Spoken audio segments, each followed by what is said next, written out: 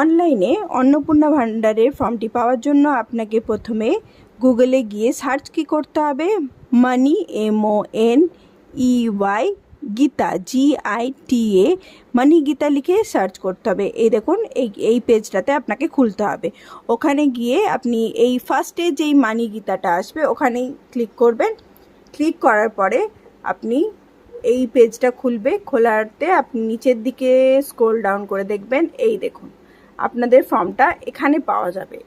এখান থেকে 3টে ল্যাঙ্গুয়েজে ফর্মটা বেরিয়েছে, একটা ইংলিশ, একটা বাংলা, একটা হিন্দি। আপনি যে ল্যাঙ্গুয়েজে কমফোর্টেবল সেই ল্যাঙ্গুয়েজে ফর্মটা ডাউনলোড করতে পারবেন।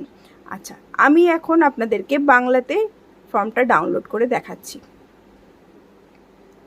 দেখুন ফর্মটা খুলে গেছে। এখান থেকে আপনি কিন্তু ডাউনলোড অপশানে গিয়ে ডাউনলোড করে নিতে পারেন। এটা একটা 11 পাতার ফর্ম। সবাই এখন মোটামুটি জেনে গেছে যে এটা একটা 11 পাতার ফর্ম। কিভাবে ফিল আপ করবো, কী করবো না করবো, এই নিয়ে সবার মধ্যে একটা জল্পনা চলছে। তো আজকে আমি দেখুন খুব সংক্ষেপে আপনাদেরকে বুঝিয়ে দিচ্ছি যে ফর্মটার মধ্যে বিশেষ কিচ্ছু নেই, কিন্তু ফর্মটা আপনি ভালোভাবে দেখে ফিল আপ করতে পারবেন। এখানে ফার্স্টে কি আছে? ফার্স্টে আছে পারিবারিক পরিচয়। আপনার বাড়িতে প্রধান কে, তার বয়স কত, এই আপনাদের যে রেশন কার্ড আছে প্রধানের তার নাম্বার, এইগুলো চেয়েছে। এটা ফার্স্ট পেজে চেয়েছে। সেকেন্ড পেজে কি চেয়েছে? সেকেন্ড পেজে আপনার পরিবারে কজন সদস্য সংখ্যা, সেগুলো প্রত্যেকটা ডিটেলস আপনি কিন্তু এখানে মেনশন করবেন সেকেন্ড পেজে।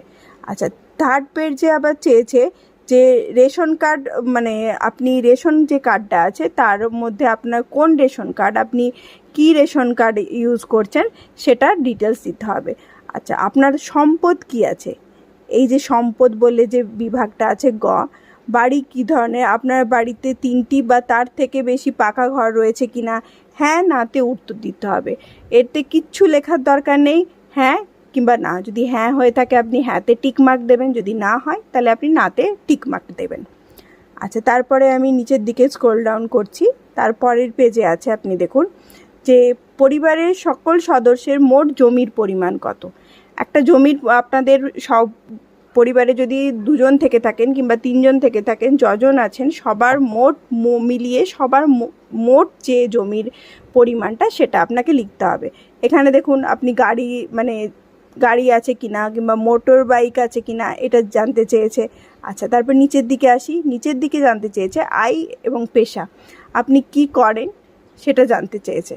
আচ্ছা, কর্মসংস্থানের ধরন, আপনি কি ধরনের সরকারি বেসরকারি কি চাকরি করেন, আপনার বাড়ির সদস্যরা কজন সরকারি চাকরি করে, কজন বেসরকারি চাকরি করে, সেগুলো জানতে চেয়েছে। আচ্ছা, আরও নিচের দিকে এসে দেখুন যে কজন শিক্ষিত কজন অশিক্ষিত। আপনাদের পরিবারের প্রত্যেকে 1 নম্বর সদস্য যাকে আপনি দিয়েছেন সে শিক্ষিত না অশিক্ষিত, 2 নম্বর সদস্য যাকে দিয়েছেন সে শিক্ষিত না অশিক্ষিত। শুধু জাস্ট টিক মার্ক দিলেই কিন্তু আপনার ফর্মটা ফিল আপ হয়ে যাবে, আপনাকে কিচ্ছু লিখতে হবে না তার জন্য বিশেষ করে। এবার অন্যান্য পরিচয় নথি, এটা কিন্তু সবার জন্য নয়, যারা সিএর আবেদন করেছেন তাদের জন্য শুধুমাত্র প্রযোজ্য।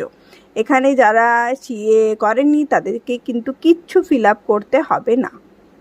আচ্ছা, আমি আরও নিচের দিকে গিয়ে দেখাচ্ছি। এটা দেখুন 8 নম্বর পেজ। এবার আসবে 9 নম্বর পেজ। 9 নম্বর পেজে দেখুন সামাজিক মর্যাদা এবং নির্ভরশীল ব্যক্তিগণ, কটা বাচ্চা আছে, বাচ্চারা কোন স্কুলে কিসে পড়ে সেগুলোর ডিটেলস আপনাকে দিতে হবে। আর শিশুদের টিকাকরণের বর্তমান অবস্থা, যদি শিশু কটা বাচ্চা আছে সেই হিসেবে আপনার বাচ্চা ঠিকঠাক টিকাকরণ হয়েছে কিনা সেগুলোর ডিটেলস দিতে হবে। সরকারি প্রকল্পের সুবিধার আওতায় আপনাকে কি করতে হবে, আপনি কি কোনো সরকারি প্রকল্পের সুবিধা ডিবিটির মাধ্যমে পাচ্ছেন, সরকারি প্রকল্প যদি আপনি ডিবিটির মাধ্যমে পাচ্ছেন কিনা সেটা হ্যাঁ নাতে উত্তর দিতে হবে। আচ্ছা, তারপরে দেখুন এটা 11 নম্বর পেজ শেষ হলো। এখানে ঘোষণা করতে হবে যে আপনি যে ডিটেলসগুলো দিয়েছেন, আপনি যে হ্যাঁ নাতে উত্তরগুলো দিয়েছেন সেটা সঠিক কি সঠিক নয় সেটার আপনাকে সম্মতি দিতে হবে। আপনি অবশ্যই সঠিক দেবেন, আপনার যা ডিটেলস আছে সেগুলো সঠিক দেবেন। যদি না দেন তাহলে কিন্তু ভেরিফিকেশনের পরে আপনার ক্যান্সেল হয়ে যেতে পারে। তাই খুব ভালোভাবে ঠান্ডা মাথায় বসে ফর্মটা ফিল আপ করবেন, কোনো রকম তাড়াহুড়ো করার কোনো প্রয়োজন নেই। অনলাইনে আপনি এইভাবে ফর্মটাকে বের করে ফিল আপ করতে পারবেন।